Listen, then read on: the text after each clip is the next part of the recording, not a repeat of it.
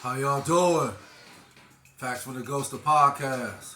This is part two of today's segment, and it's just, for the most part, it's going to deal with what I said in the first segment of this podcast, which is going to deal with the fact that I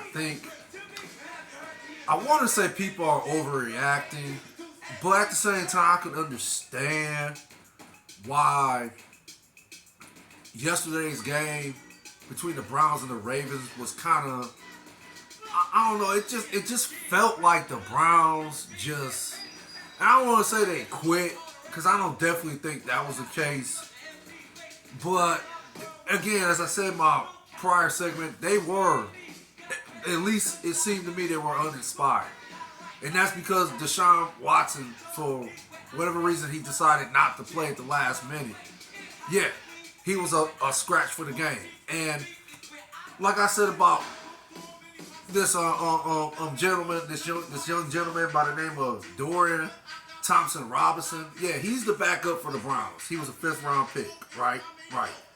Okay. And like I said in the previous podcast segment, yeah, he was projected to have potential, right? To be on the path of greatness, if that makes sense. I'm not, I'm trying to just basically be a critic of Dorian Thompson Robinson's play at the quarterback position. I don't know that much about him. I just know in preseason there was a lot of buzz about this dude's potential. And then he plays against the Ravens yesterday, and of course, he just dropped the ball. Let's just say it like that. He dropped the ball. I don't think you need any adjective to describe how bad he played. It was just a bad, it's a bad first start in the NFL for him. Period. He just didn't look good at all at the quarterback position, right? Right. Okay. Now, I think where the overreaction is a little too much is because today you have a lot of people questioning Kevin Stefanski yet again. You have people questioning the offensive line now, right? And then you having people even saying Myles Garrett should walk up to the front office and demand a trade because he don't want to have another losing season.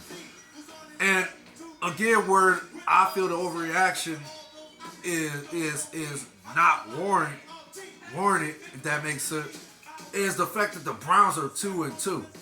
Okay, they are 2-2, right? They are still in position to win the division. I mean, if you didn't know the Browns' record, if you did not watch them play this season, I'm talking about you just literally didn't watch them play, right?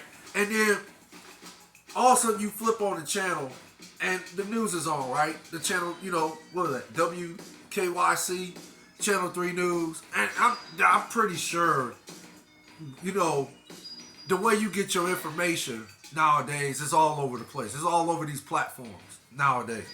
So I'm just, being, I'm trying to come up with hypothetical situations. So this is one situation I'm thinking about.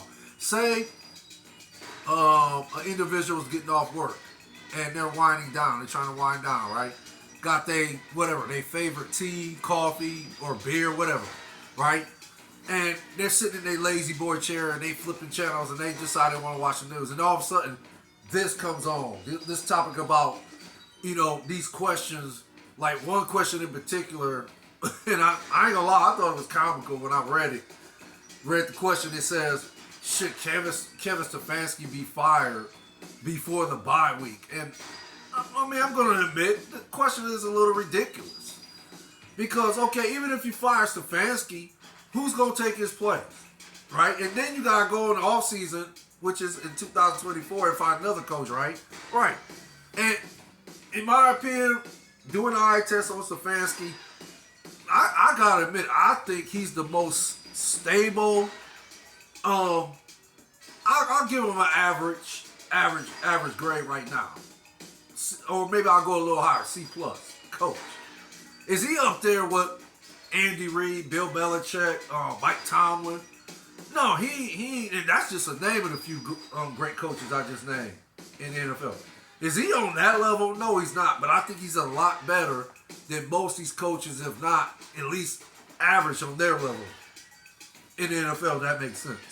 So, why would you fire a guy in the middle of the season before the bye and your team is 2-2? And you almost have to just scratch yesterday's game, because the reason why the Browns lost, they had absolutely no offensive flow going. I mean, and I said this about how he was throwing the ball yesterday, how his play at the quarterback's position was just mind-boggling for me. Like I said, at times it looked like he was straining to throw the deep ball. Yeah, when he would drop back, he would hold the ball. There were receivers that was open. He would either miss them, or he would, throw it at their feet, or the ball would just, would just hit the dirt. And it would, it wouldn't be nowhere on par, or the receiver wouldn't even have a chance to make a play on the ball because it was that bad of a pass thrown by him. So, when you have something like that going on, and I would like to think most people will agree with this, your defense, unless it's the Baltimore Ravens defense years ago, with Ray Lewis, Terrell Suggs, and Ed Reed in the gang, right? Unless you have that type of defense, or I can even go the old school Raiders defense, Pittsburgh Steelers defense, the San Francisco 49ers, Ronnie Lott, back there laying the wood on people. I mean, Greg Lloyd with the Steelers, laying the wood on people. And that's just a few of great defenses I've named. If you have those type of great defenses that's just playing at an all-time high level, then, yeah, your defense is going to win most of your games when your offense is struggling. But the Browns ain't on that level yet. The Browns is just now coming in their own because they finally got a competent defensive coordinator in Jim Schwartz, who in 2018 led the Philadelphia Eagles defense to a Super Bowl, right? Played a huge part in the Philadelphia Eagles winning the Super Bowl that year because of Jim Schwartz being the defensive coordinator that year, right? Right. So, again, the Browns, in my opinion, they still have some things to work out. They need to get acclimated with each other. They need to get, it's just like a car, man. A car has these valuable parts. These parts are valuable. Like your oil, for example. Transmission fluid. Your water pump, right? Your engine. Antifreeze. Your muffler.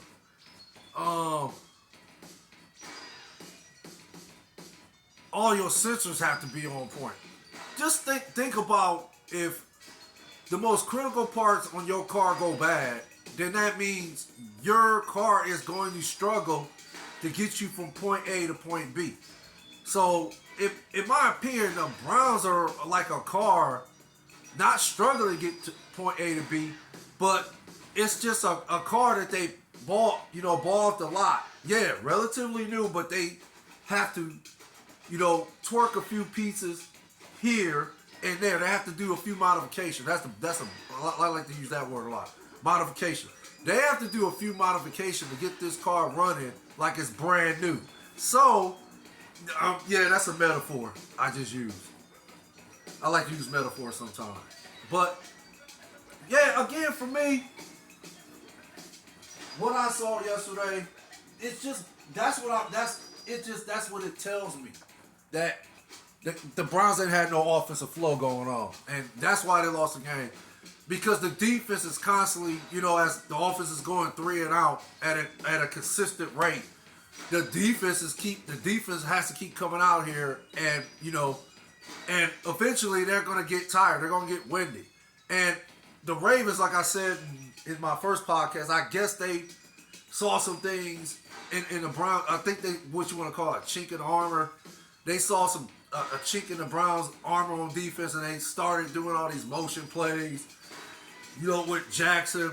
You know, with the, I guess, gosh, what's that? I want to say it's Mark Andrews. I think that's his name. That running back.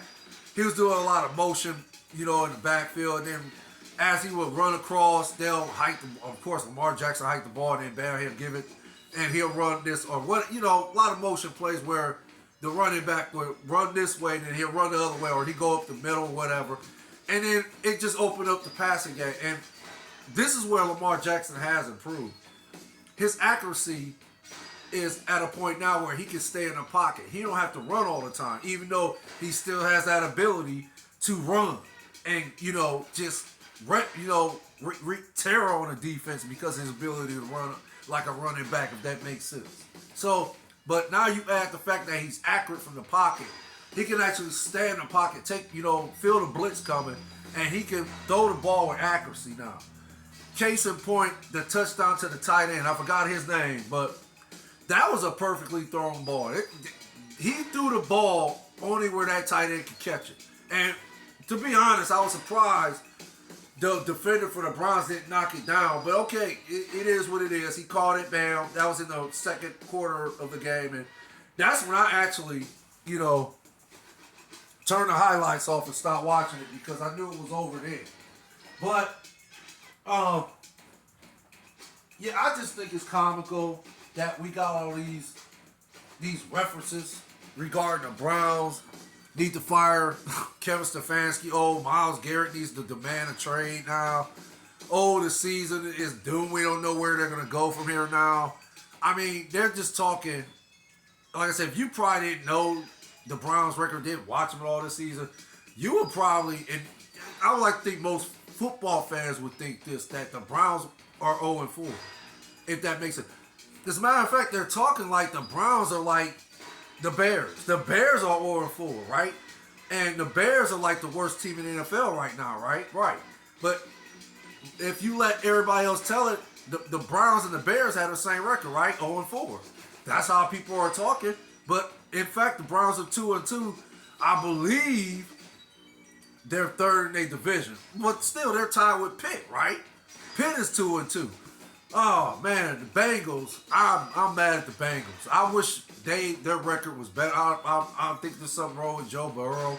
He might, you know, that injury. I want to say he has a calf injury, but it might be, you know, at a point where it's just hindering his ability to play at the quarterback position this year. But nevertheless, I think they're 1-4. And I'm sorry, the Cincinnati Bengals are 1-4, I think. And then, okay, yeah, what, the Browns are third and Pitt is second, but they're tied with Pitt. So you got the Ravens at 3-1. Now, I believe the Browns got a bye coming up soon. So, okay, and everybody writing them off against the Steelers. I'm sorry, not the Steelers, the 49ers. They're already writing them off against the Niners. Okay, yeah. Does it look good now?